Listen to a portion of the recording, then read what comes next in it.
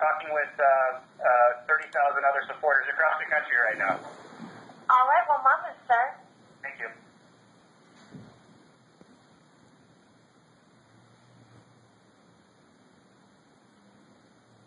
Hello, Mr. President? One moment, sir. I'm adding him to the call.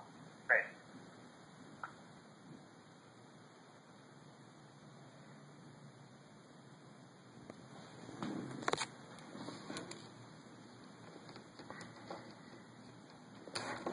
Hello, Mr. President?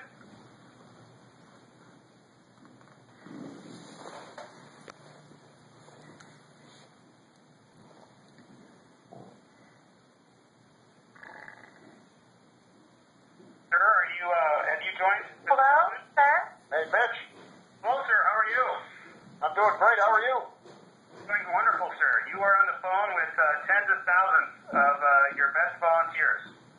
Well, listen, first of all, I just want to say hello to everybody. It's great to be on the call with you. I want to thank each of you for the unbelievable work you did during this campaign. I could not be prouder of all of you. Obviously, it meant a lot to me personally. I know I speak for Joe Biden and Michelle when I say that we are all just so profoundly grateful for what you guys did, not just through this year, but through my entire first term. Not to mention, in addition to being grateful, I'm just unbelievably impressed because you guys helped build the greatest grassroots election effort in the history of the country. Understand what I'm saying here. Not in recent history, in the history of the country. And you will always be part of that history. You created thousands of neighborhood teams. You called tens of millions of voters. You knocked on tens of millions of doors. You registered hundreds of thousands of voters. You know, just take a couple examples. Florida and North Carolina each registered over 300,000 new voters, which is unbelievable. And that didn't just help us win an election. I mean, you've changed the nature of the electorate in those states moving forward. And everything you did, from holding local team meetings to hosting debate watch parties to canvassing to voter registration, all helped people get involved in their civic life for in some cases, the first time. And this just made us a better country.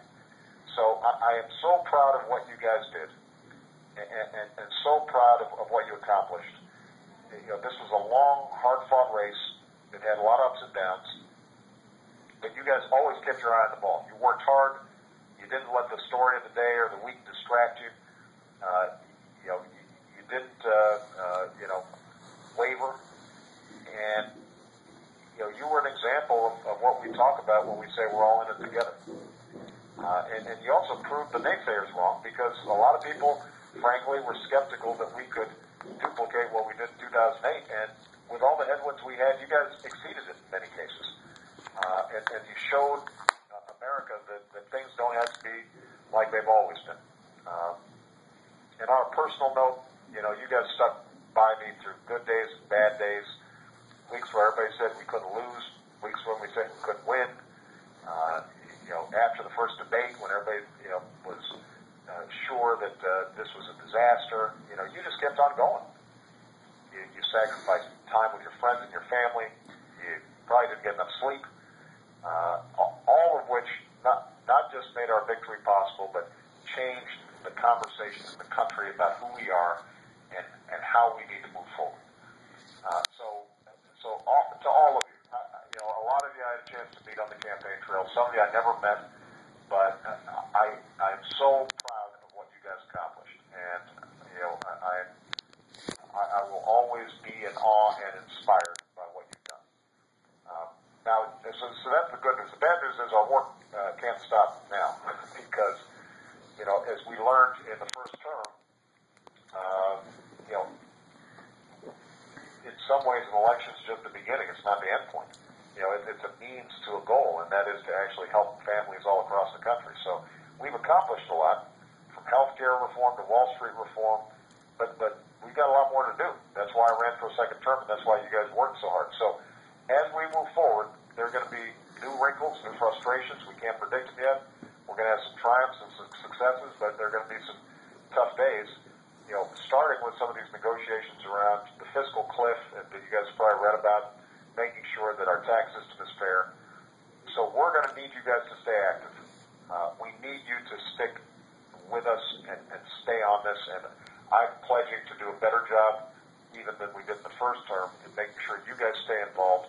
You guys know exactly what we're doing, that we're giving you guys a clear direction and talking points in terms of how we keep mobilizing across the country, how we can all stay involved with each other because we're just stronger when we're together. And this gives me a good opportunity just to say, obviously, I think I speak for the volunteers to say how proud we are of Mitch and all the state directors and all the incredible staff, most of whom are still under 30, it seems like, but they work so hard and poured their heart into this thing. Mitch, I couldn't be prouder of you, and the entire staff, but obviously you were only as successful as our volunteers were willing to let us be successful. And so to all the volunteers who are on the phone, I love you guys. I'm so proud of you. You should take a breath and just kind of look at what you've accomplished and what you've done. America is never going to be the same because of what you've done. It's just a better place because of your involvement. And Mitch is going to talk to you about how you can stay involved. So don't let up. And I expect to keep seeing a bunch of you as I'm traveling. And one of my pledges for the second term is to get out of Washington more often because it's just good for my soul. And the more I get a chance to see you guys, the better off I am. So proud of you guys, and I love you. All right? Great. Thank you, sir. Appreciate you. Thanks, Mitch. Thank you, sir. Bye-bye. As the president said, our work is not done. So I just wanted to take